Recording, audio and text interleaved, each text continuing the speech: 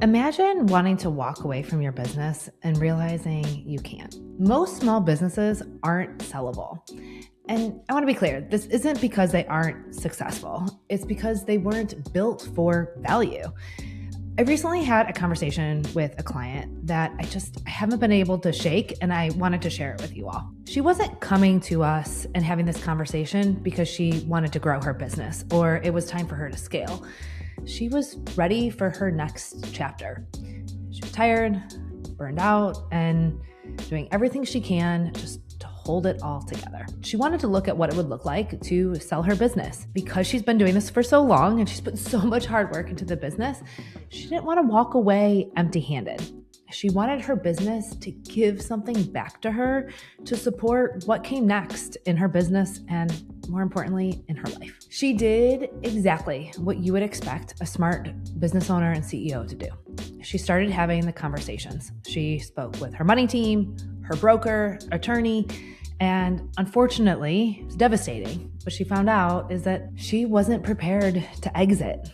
Her business depended on her completely. She wasn't paying herself properly.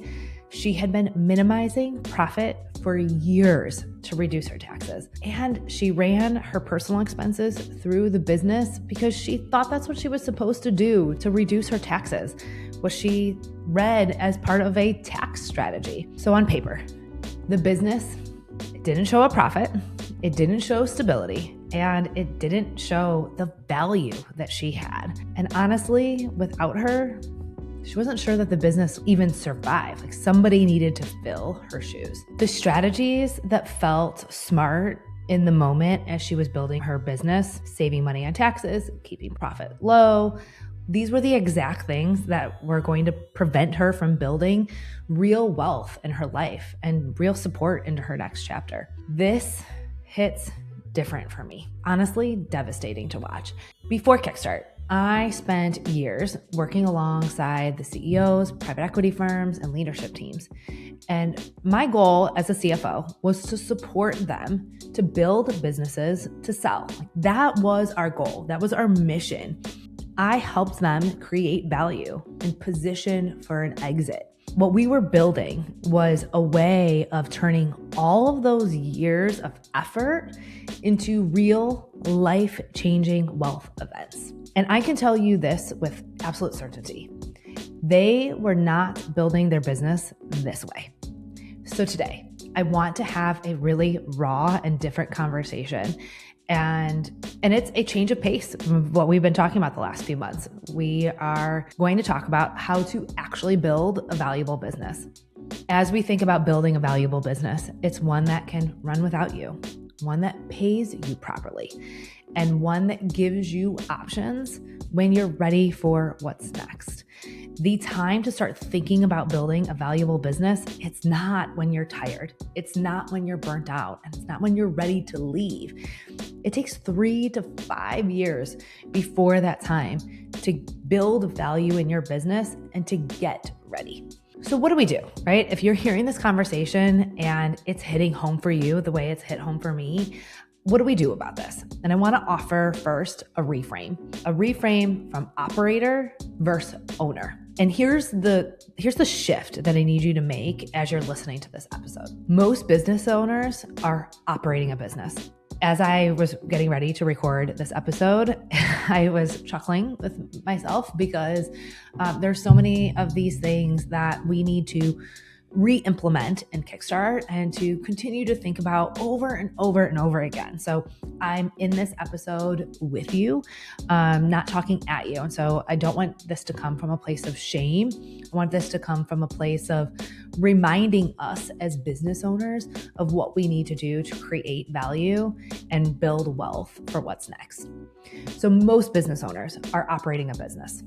And very few of us think about building an asset. And there's a big difference. Running a business that pays you, that you show up and operate and work in, is very different than owning a business that has value in the future. Because when you go to sell, no one's buying your hustle, right? Like, you can be the hardest working person in your company, but you're not going with it.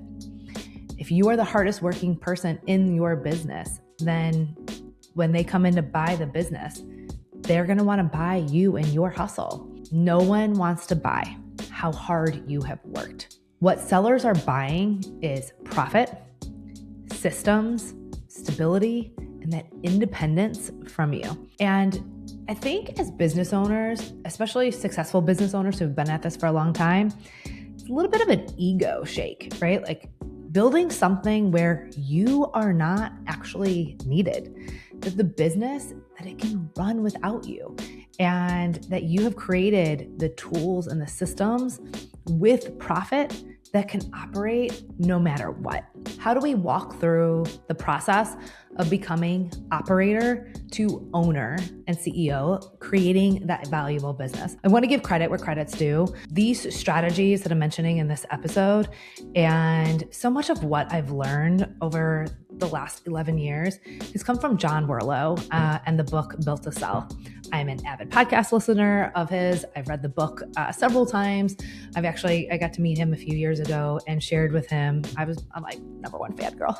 It was such an honor to meet him and just share with him what an impact he's made for me and my business. And I want to share that with you. So I'm gonna give you these strategies. The first one is to focus on one core thing.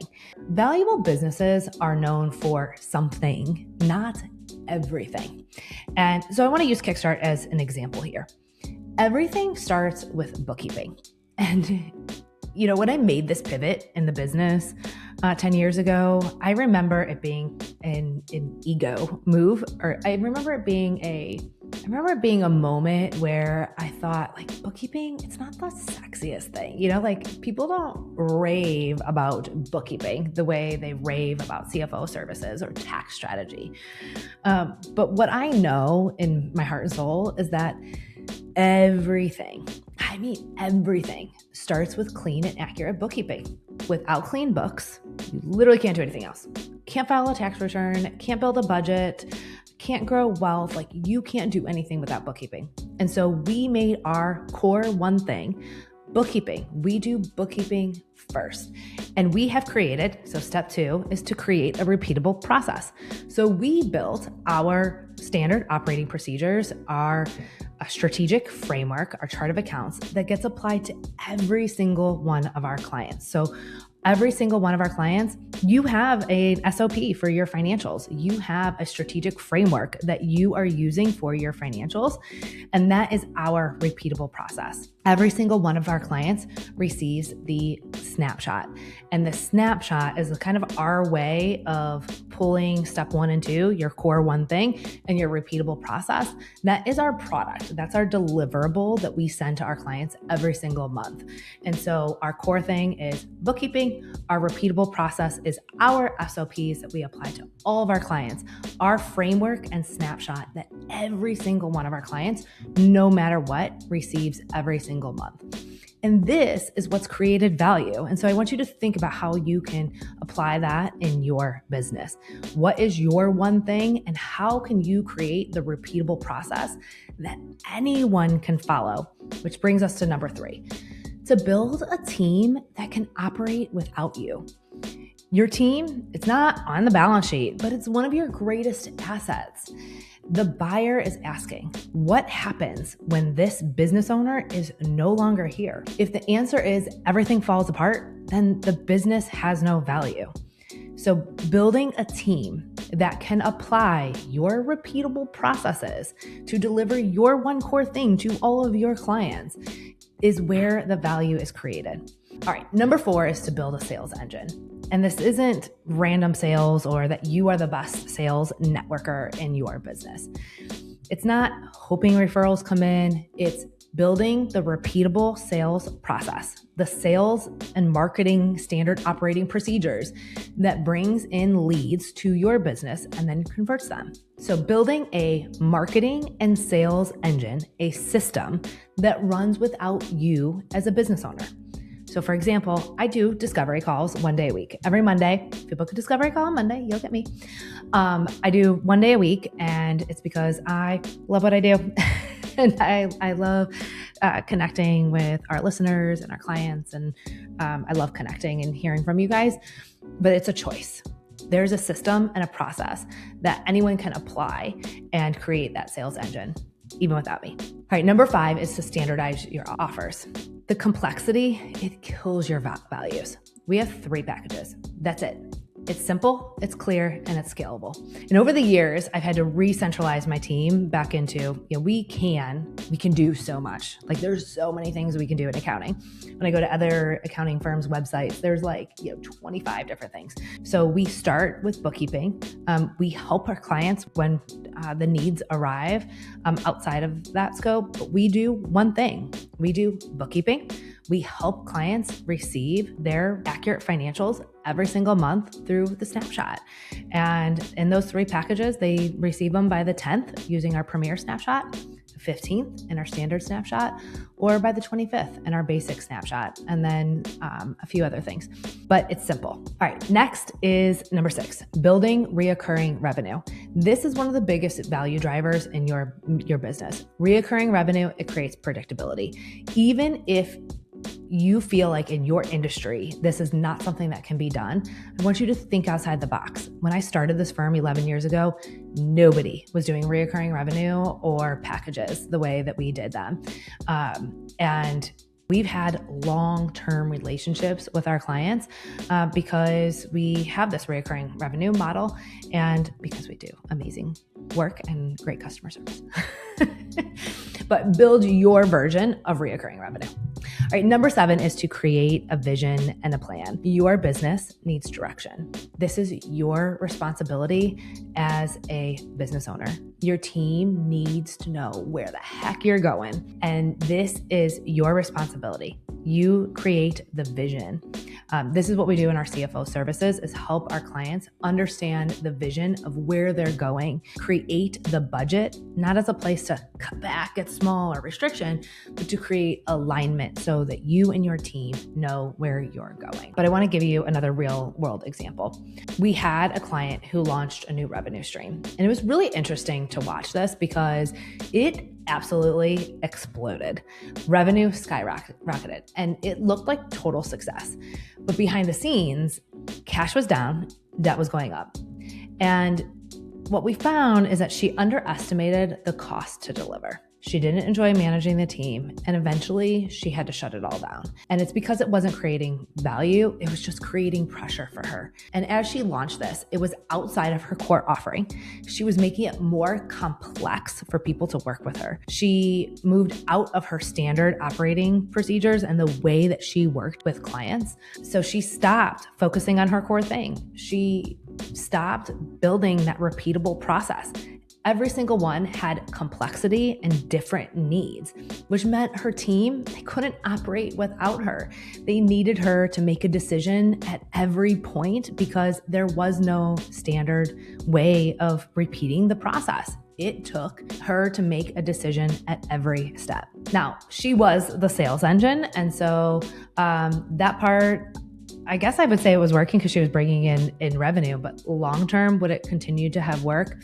I don't think so, because she was the sales engine without that repeatable process. Her offers were no longer standard. Her offers were complex. They were customized for every single client that was coming in, and they were project-based. So there was no reoccurring revenue. If she underquoted that project, she lost money on the project. She didn't have any way of building that reoccurring revenue model that was going to allow her to make up cost at the end. And lastly, it's her vision and passion for it.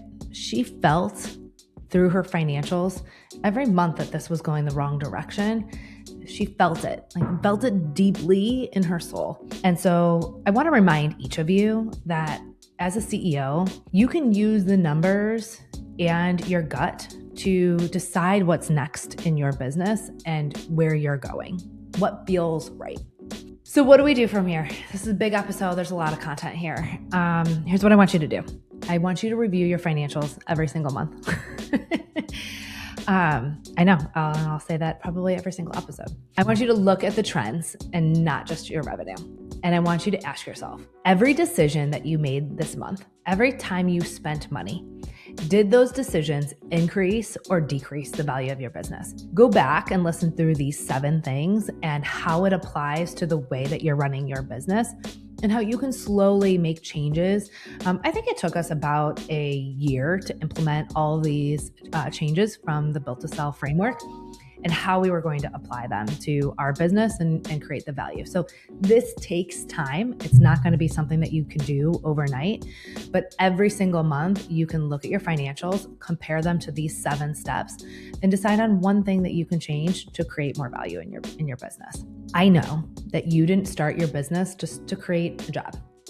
You started it maybe for freedom, for options, for a future, maybe to show that you could do this thing, that you could do something meaningful.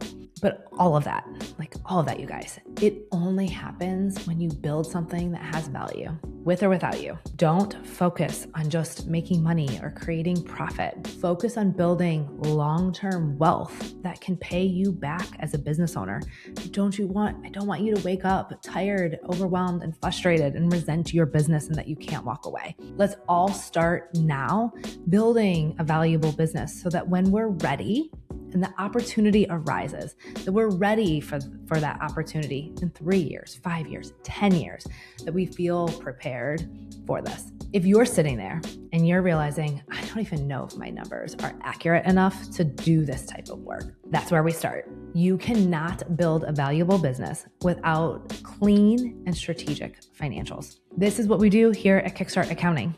I would love the opportunity for our team to support you as your money team. Go to kickstartaccountinginc.com and book your call. If you book on a Monday, I will see you there.